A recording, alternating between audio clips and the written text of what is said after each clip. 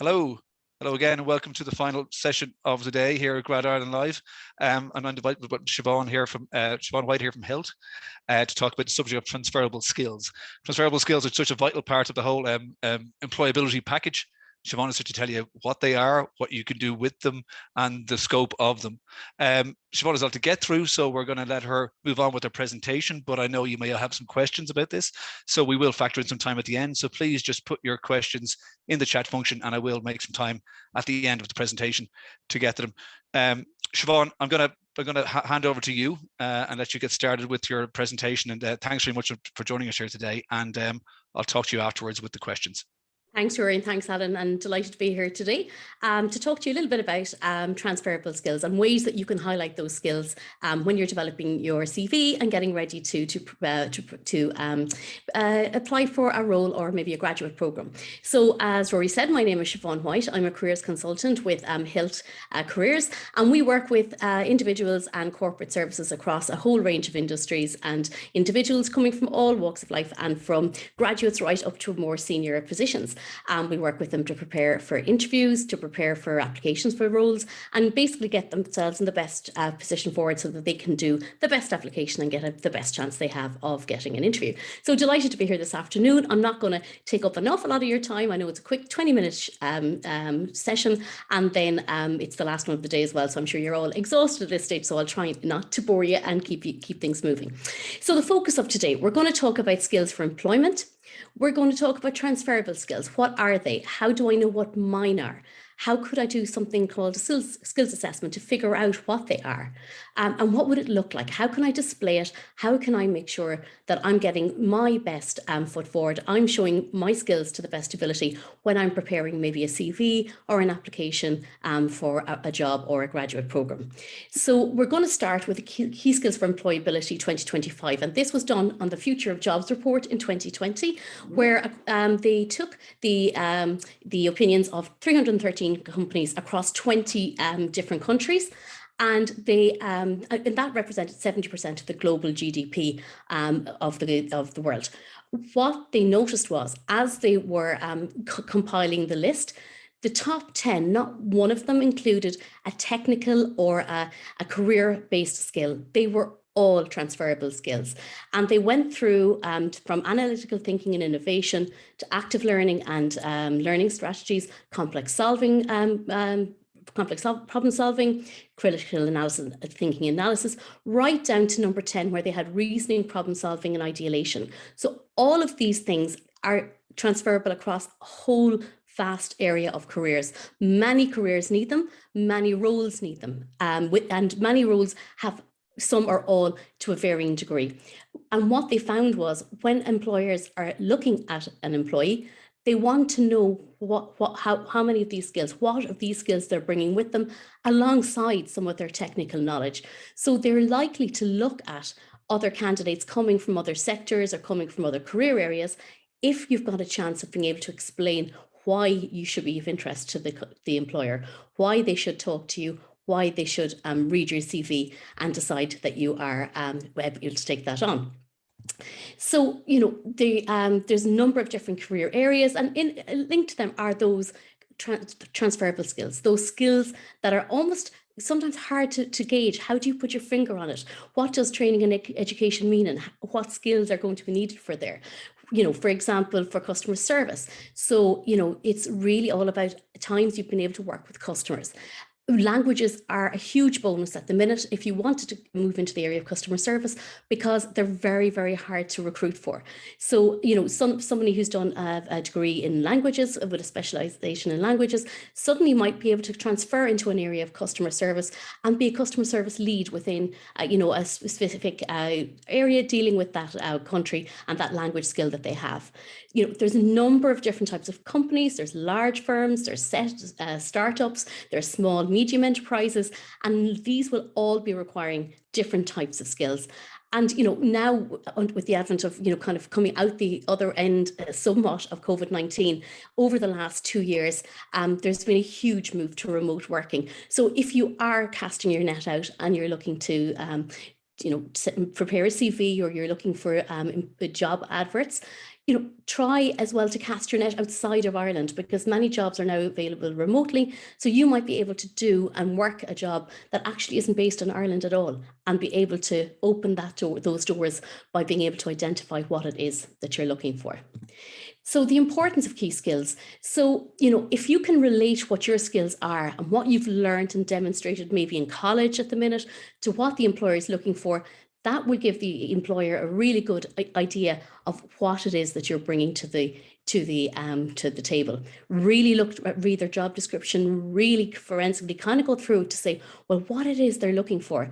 And then tell them that you have that, tell them how you have that.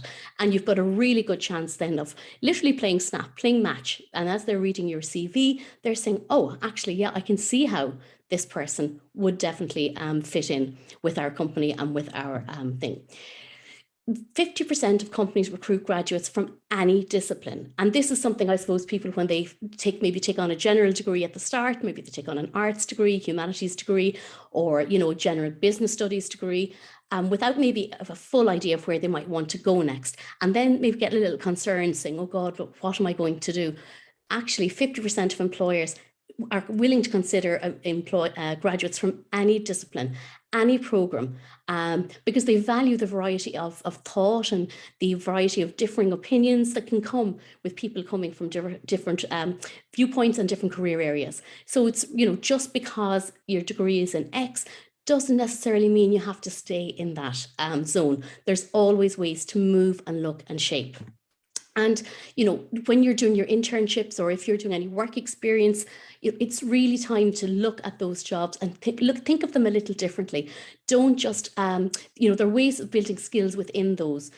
See where you can put your hand up to take on maybe little projects and things of extra responsibility, which will allow you to get skills and experience in fields that you may have an interest in working in. And part-time and voluntary work can be just as important. If maybe you haven't been able to do an in-course placement because of COVID, or maybe the placement you were hoping for didn't happen, or happened more remotely, so you didn't get as much experience as you hoped. Think about other places and think then about, well, what skills did I use within it? Think back to that list. Did I use analytical skills? Was I using my critical thinking skills? Was I being able to use clear and concise communication to be able to deliver information and deliver answers to questions? Did I have the ability to work towards deadlines and under pressure? And you might have been just demonstrating all of that as well through your college course. It's just a different way of thinking about how you did what you did. So think about, what's the industry? What is the type of industry I want to work in? What is the main focus of that industry? Who are involved in the industry? And what kind of skills are being sought in that industry? List them out, write them out, what it is that you think are, you're seeing in the adverts for that career area, what you're seeing for the companies describing how they describe their employees. Write out what it is they're looking for, and then identify your skills. And we're going to talk about that in a little while. Once you can identify what your skills are, you're able to then match them to what the employer is looking for. So as I said a little bit of time ago, it's all a game of match. If you can let them know that you have what they're looking for, then they're much, much more likely to call you for interview and really read on through your CV to know that you're the right candidate. And then think about the size of company. What kind of a company can you see yourself fitting in best with? What's the culture of the company that you would like to be involved with? Would you like a large company with a large number of employees, or would you prefer a smaller, more tight-knit company? Would you prefer a company who is very creative, who allows their staff to really have a lot of autonomy? Or would you prefer an employer who maybe is a little bit more structured and has made sure that their employees follow maybe a little bit more regimental ideas or plans for the company? So really have a think about where you might like to see yourself going. And that's, I suppose, beyond moving on from graduate, that's really every step of your career. Really take time to analyze and think about what it is you'd like from your next steps. So we then suggest that you would do a skills assessment. And, people often say, well, why would I assess my skills? And our answer is, well, it should be the first thing you do when you begin to write your CV, because if you don't know what your skills are, if you're not able to talk about them or maybe list them or write them out, First of all, you're not going to be able to see how you relate to a job advert as you read it. But secondly, the employer is going to find it hard to say, well, why should I call this person for interview? What is it that they're going to be bringing to the table that I need? So, it's really important that you're able to do that. So you then need to identify your transferable skills. And this also is where, when we work with individual clients and they send us their CV to be reviewed, or maybe they want it rewritten, it's quite often a list of duties and responsibilities. It's possibly a copy and paste of maybe the job description they were handed when they began their part-time job, or it's a list of the modules that were in the course. And it doesn't describe how well you did what you did. It doesn't describe the skills that you demonstrated. It doesn't describe what it is the skills you developed and used during your course or your work experience. So if you can include the skills that you developed, and then you maybe look at any voluntary work you've done, any volunteer experience, and pull all of that together, you will have an awful lot of evidence to put in your CV that is much, much stronger than just a list of answered the phone, dealt with email inquiries. If you can flesh that out, if you can quantify that, if you can say, answered the phone in a busy and dynamic office, responded to X number, if you can quantify it, email queries a day, things like that suddenly start telling the employer about how well you've done what you did, not just list what it is you've done. So I'm going to finish by doing a very, very quick case study. So we're going to talk about Sandy's student, who's fourth year business studies student at the minute, and they're working part-time in Centra, and they're hoping to apply for a graduate program for next year. So they're sitting down, they know they've got a really long CV or application form to develop, and they're thinking, well, where do I even begin? So we would say use a skills assessment template. So what you're going to do is you're going to take each role that you held, you're going to talk about the tasks and the responsibilities, and then you're going to talk about what the transferable skill is for that task or for that responsibility. So for example, in this one, he's going to talk about the university student group project. The tasks and responsibilities are the things that happen during that project. And this is just the first three, and there's a huge, huge number more that you could add in here. So teamwork, initiative, problem solving, read and report and fed back to the group. And you're thinking, yeah, but that's what I did as part of the project. Like every student does that. But then when you stop to think about it in a different way, well, okay, that was the task. That's what I had to do. But what skill was I developing when I was doing that? So for example, I was contributing to a successful outcome. I organized a schedule of tasks and monitor progress. So just instead of saying problem solving, you can talk about, organizing that schedule of tasks so that it shows initiative. It shows that you understood the importance of keeping things on track, of keeping things moving, and making sure that everything was as it should be and moving on time. Reading and fed back a report. So that's your research and analytical skills. And you're doing that all the time in college. You're constantly researching, you're constantly having to maybe rephrase, assimilate and come up with opinions, come up with ideas, and be able to do that in a really clear way. And that goes back to the clear and concise communication that was required in those transferable skills. So it's just making a tiny shift in your thinking from what it is that you do on a day-to-day basis to then what the transferable skill is. And that's what you're going to put in your CV. That's how you're going to describe it in your CV, not just, group project with teamwork, initiative and problem solving and feeding back on reports. You're going to use the way of describing them that kind of links back to that key skills graph that I showed you at the very beginning from the New World Forum. So then you might move on to his Centra job. So if we remember, Sandy's student was working in Centra part-time at weekends. So he was a retail sales assistant. And he's talking about his tasks and responsibilities. He's going to talk about working across Christmas, dealing with customers, operating the till, dealing with deliveries.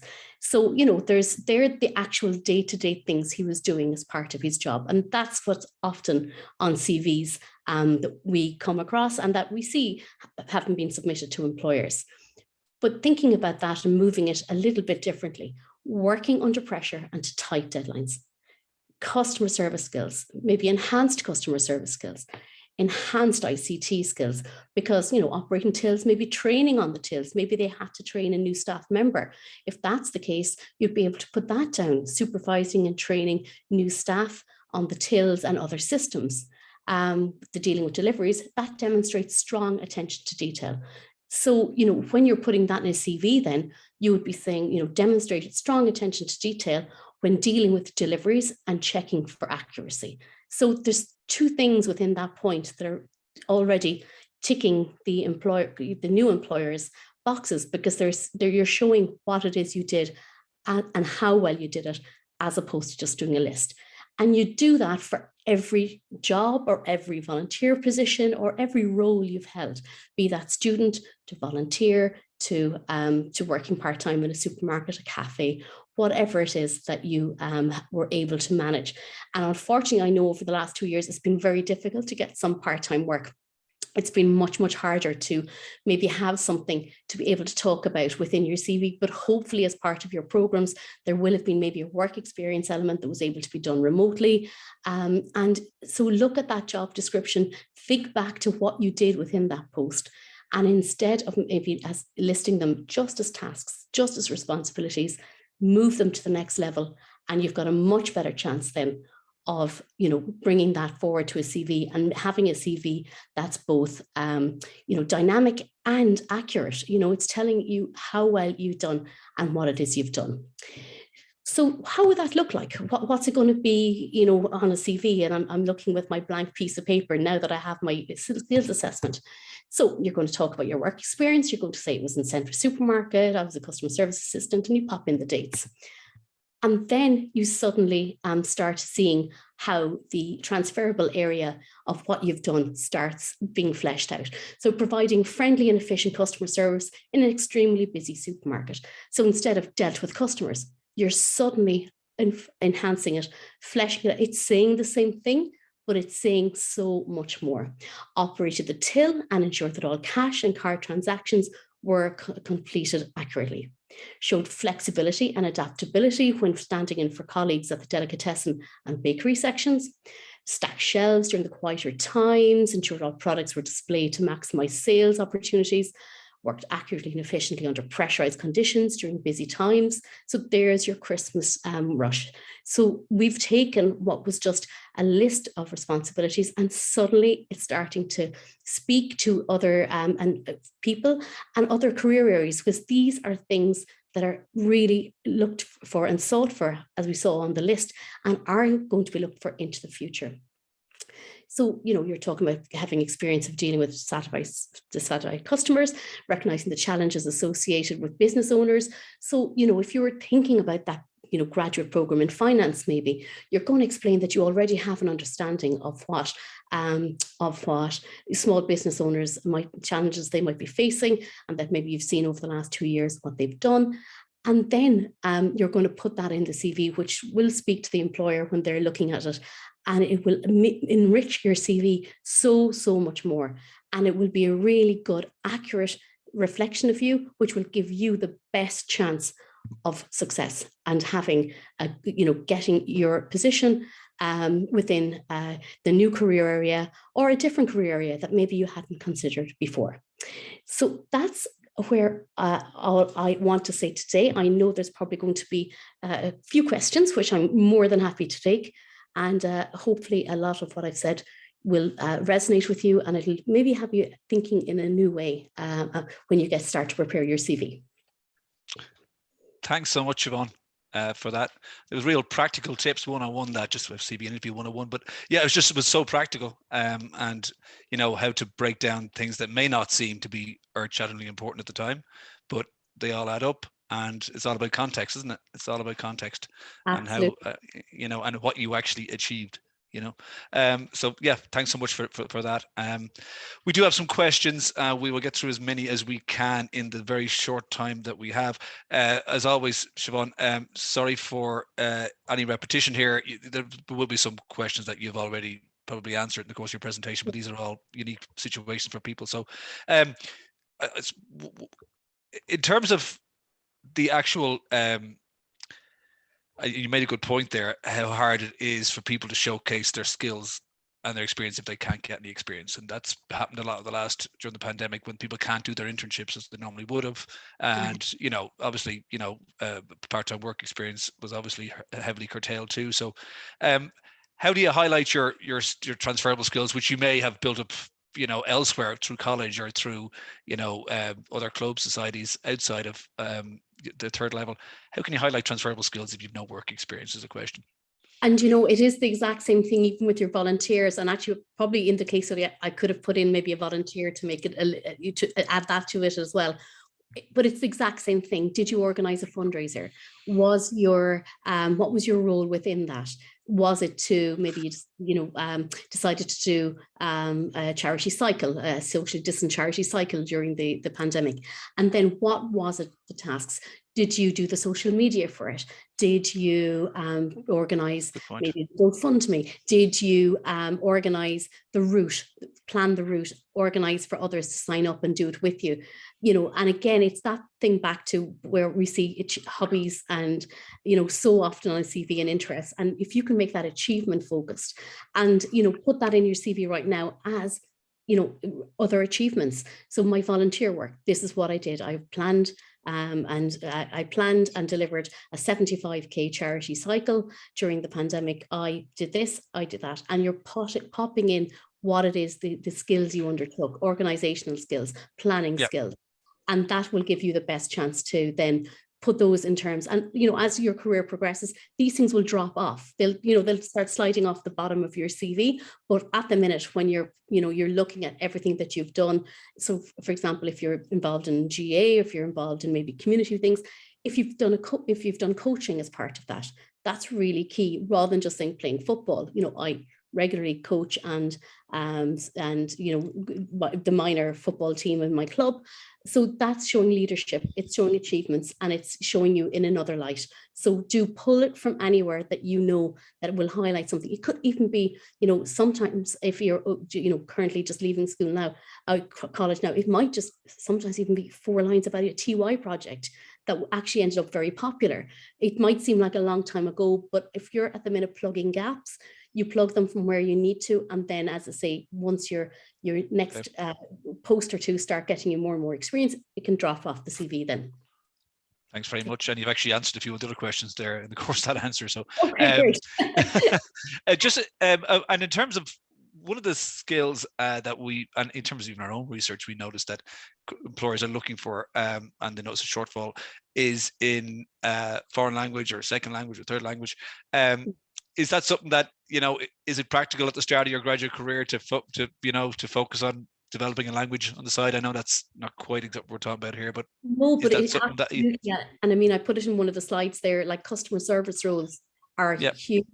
If you have a language, you are in a whole other spectre of getting job offers. Absolutely. So because there are in such short supply at the minute. So if you have one, even better if you have 2 languages along with English, you actually will probably walk into any customer service job at the minute, because there's such a shortage.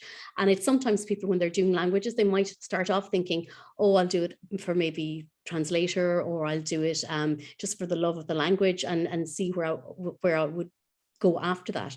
If customer service is where you would like to go, absolutely, languages are key, and you will, there's a huge shortage at the minute. Okay, great. And here's one that I know will apply to so many seminars and so many different discussions. How, and this crosses into the interview space, but since I know you work with HILT, I have no problem asking that. But how do you how do you suggest answering the tell me about yourself, the dreaded tell me about yourself question during an interview? And how do you showcase your transferable skills in that context?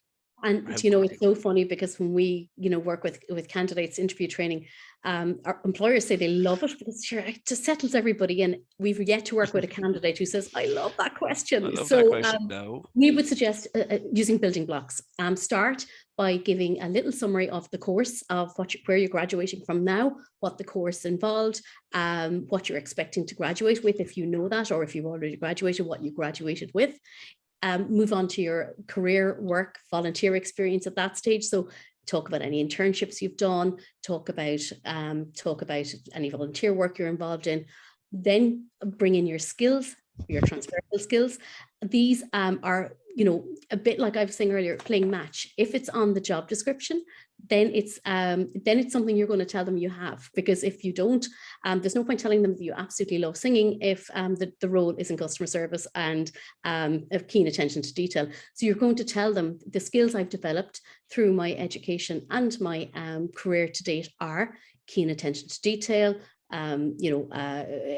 exemplary communication skills, keen customer service skills, enhanced ICT skills, and you're going to just summarize them in the tell me about yourself. You don't have to exhaustively go on about how you got all of these. It's just enough to say that you have them, and then wrap up with a really good, strong, and I know these skills are really important for the role I'm applying for now, and I would love to be given the opportunity to take it on, or I know I can make a strong contribution.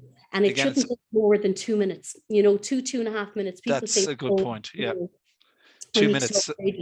You don't. Yes. So context, just, what you did, the environment you did it in, and what it delivered. Exactly. And yeah, listen, thanks so much for all your advice and insights there. We did and it shows what an interesting topic this is. We ran a poll at the start of this, and we asked people, are you confident in identifying your own transferable skills? 47% said yes. So 53% said it wasn't something that they were completely, comfortable with. And listen, I'm sure we could all be learning about ourselves all the time. And, I think it's a very good result, because it shows, people are so interested. Yeah. And for those 53%, and probably for the 47% too, just to be sure, what maybe 2 or 3 steps would you say, you could, what are the key takeaways from this in terms of measuring your transferable skills? I literally have 2 minutes. I think back to the list of the top 10 and top 20 skills, key skills for employment for 2025. Keep a look at eye on those, because that's where the employer's eyes are going to be. And then use that skills assessment template that I spoke about earlier. If you can do that for every job that you've held, or every volunteer post, or everything you want to talk about, if you can just identify, write down what it is you did, you can then work out what skill and what transferable skill that was making sure that you had. Okay. That's great, Siobhan. Again, another piece of very succinct, practical advice. And as you can see, we are HILT.com. Check out that site there, and their social there for tips, Absolutely. Interview advice. There's plenty of stuff there that. Yeah, and we've loads of free resources to download. We have lots of graduate blogs and information up there as well. So absolutely, wearehilt.com is your one-stop shop for downloading any free resources that you need. Okay, absolutely. Listen, thanks so much, Siobhan. And that brings Grad Ireland Live's seminar series to a close for today. Thanks so much for joining us through our sessions throughout the day. I hope you found them useful, enjoyable, insightful. Thanks to our presenters, and thanks to Fabiana and Gabby and Niall and Piers and everyone else in the Grad Ireland office. And Siobhan, for closing out the day. Thanks again to yourself. All the best. Bye-bye. Thank you. All the best.